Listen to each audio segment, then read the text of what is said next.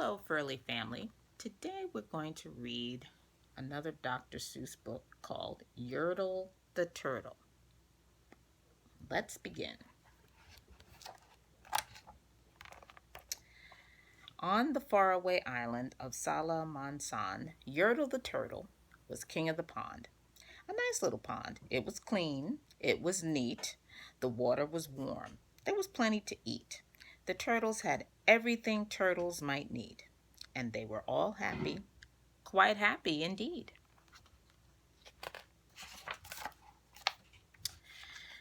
They were until Yertle, the king of them all, decided the kingdom he ruled was too small.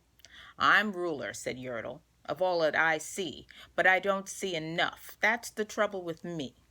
With this stone for a throne, I look down upon my pond, but I cannot look down on the places beyond. This throne that I sit on is too low down. It ought to be higher," he said with a frown. "If I could sit high, how much greater I'd be. What a king! I'd be ruler of all I could see." So Yertle, the Turtle King, lifted his hand, and Yertle, the Turtle King, gave a command. He ordered 9 turtles to swim to his stone, and using these turtles, he built a new throne. He made each turtle stand on another one's back, and he piled them all up in a 9-turtle stack. And then Yertle climbed up. He sat down on the pile. What a wonderful view! He could see most a mile. "All mine," said Yertle. "Oh, the things I now rule. I'm king of a cow, and I'm king of a mule. I'm king of a house, and what's more beyond that, I'm king of a blueberry bush and a cat. I'm Yertle the Turtle. Oh, marvelous me, for I am the ruler of all that I see."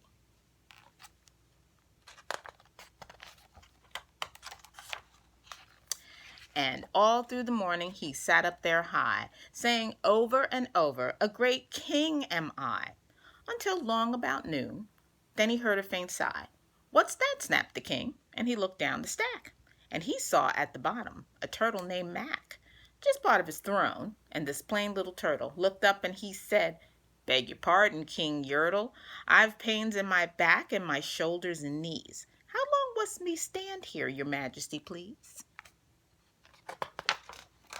"Silence!" the king of the turtles barked back. "I'm king, and you're only a turtle named Mac. You stay in your place while I sit here and rule. I'm king of a cow, and I'm king of a mule. I'm king of a house and a bush and a car. But that isn't all. I'll do better than that. My throne shall be higher," his royal voice thundered. "So pile up more turtles.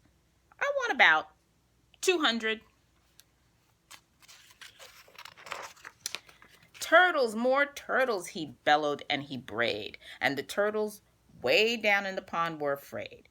They trembled, they shook, but they came, they obeyed. From all over the pond they came swimming by dozens, and whole families of turtles with uncles and cousins, and all of them stepped on the head of poor Mac. One after another they climbed up the stack.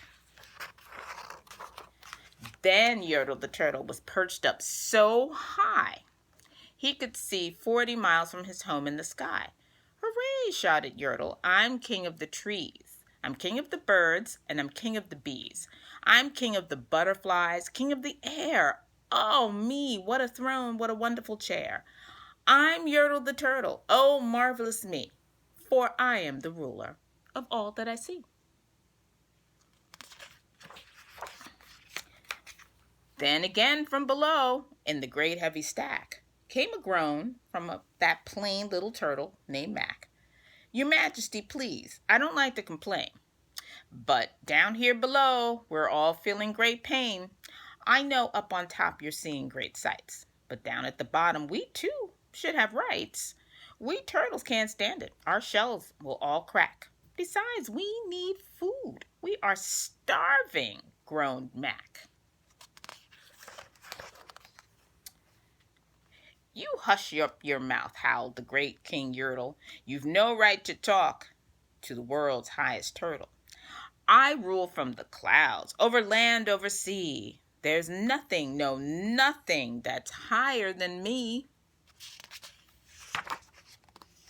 But while he was shouting, he saw with surprise the moon of the evening was starting to rise up upon his head in the darkening skies. "What's that?" snorted Yertle.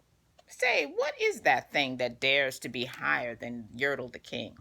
I shall not allow it. I will go higher still. I'll build my throne higher. I can, and I will. I'll call upon some more turtles. I'll stack 'em up to heaven. I need about 5,607.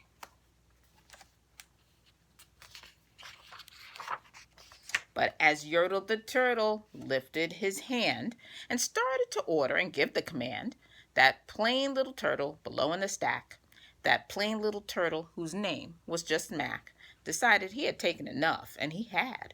And that plain little lad got a little bit mad, and that plain little Mac did a plain little thing. He burped, and his burp shook the throne of the king.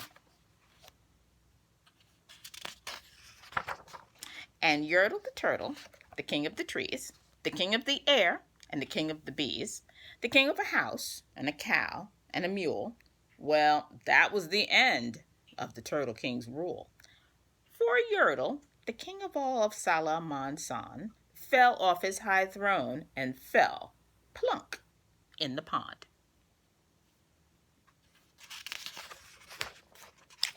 And today, the great Yertle, that marvelous he, is king of the mud. That is all he can see. And the turtles, of course. All the turtles are free, as turtles, and maybe all creatures, should be. And that's the end of Yertle the turtle. And tomorrow, we'll start with Gertrude McFuzz. Have a good day, Furley family.